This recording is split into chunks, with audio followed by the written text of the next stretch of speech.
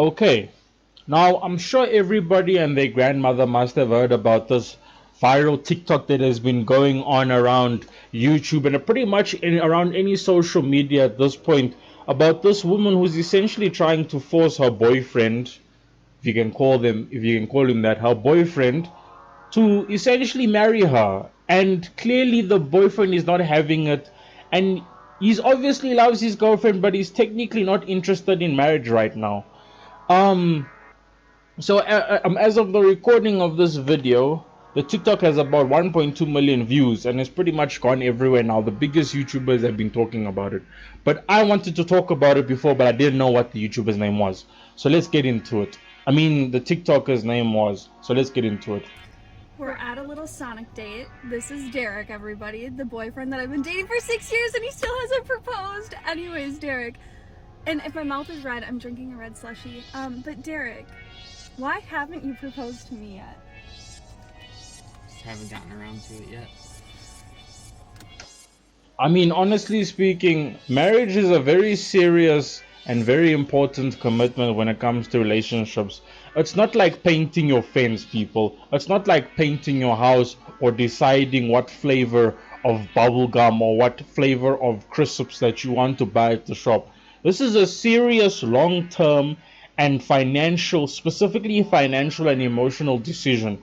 It's not something that you can just want. It has to be a mutual exchange between both parties. But let's continue. Do you have plans to propose to me? Yeah, one day, hopefully.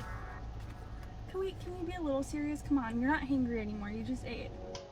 I mean, honestly speaking, like, you cannot force a man to make such a decision so quickly. It's like if he wants to marry you, if he wants to ask you, if he wants to marry you, he will ask you to marry you, right? I mean, yes, like if he wants to get married, he will ask you. It's like there's so many red flags about this, just this TikTok. Now, I don't know about their relationship or whether they're happy or not. They seem pretty happy in their TikToks and stuff, but we all know how social media is. It's usually very fake, but let me continue. He's trying to quit chewing, so he's been a little on edge lately because he's trying to give up tobacco and nicotine. So give him a little break. You should be giving him a little break. I think anyone would be tense and on edge if your girlfriend kept on trying to force you to propose to her. Like this woman strikes me as someone I think they've had arguments about it probably, but I would be tense too if my girlfriend would be constantly trying to hound me to get married, and then you post on social media when you're a like when you're a person who has a serious reputation to uphold, because Natalie Decker is a is a NASCAR racer. So but let's continue. How is it going to be a surprise if you keep asking me about it every day? Stop asking about it and it will happen. That is true. Good things come to those who wait. And honestly speaking, I don't know what this woman is in such a rush for. This unrealistic, like this unrealistic level of love that women specifically want from men, that I don't even know if it exists. I don't even think it exists. The type of levels of love that they want. Like people think that marriage is about love. Yes, to a certain degree, but at the end of the day, it's more about ownership, finances, and it's pretty much more about finances and ownership. It's pretty much a handshake between who gets ownership. Marriage doesn't mean as much as it did maybe 60 years ago, because these days marriage is just a buzzword now. You get married, you can get divorced. What? It's pretty much plain and simple. But let's go. Okay, I'll try my best to stop asking about it. I'm just really Don't try your excited for it best. to happen. Just stop asking about it. Just do better, Natalie. Do better. Okay, but really quick, tell everyone why you already feel married to me. I feel this way too. We share a bank account.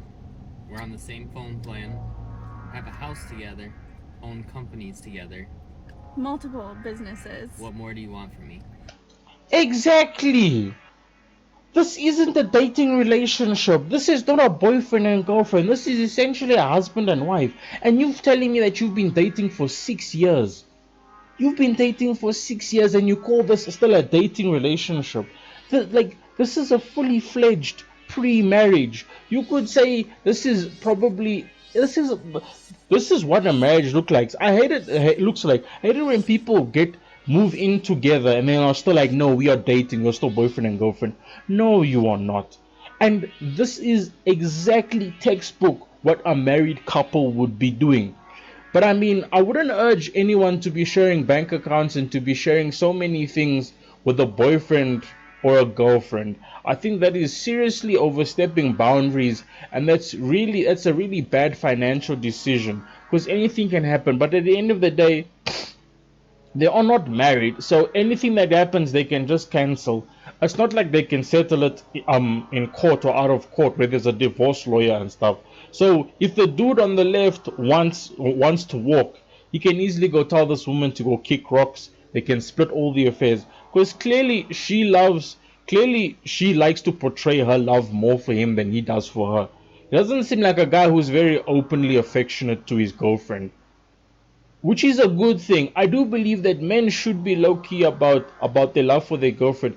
Kissing in public and stuff is so childish. Holding hands, okay, maybe holding hands you can do, but definitely affection is something that should be shown behind closed doors. It should be an intimate connection between you and your significant other or boyfriend or girlfriend. These people who display their love as if it's a trophy is so sickening and childish. But let me continue.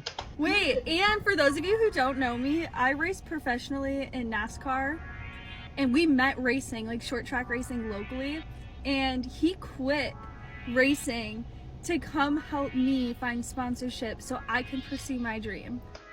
What more would you want? I don't know any man on this planet who would ever go above and beyond to that degree for a girlfriend. For a girlfriend, someone who can just break up with you and walk out the door and never be seen again.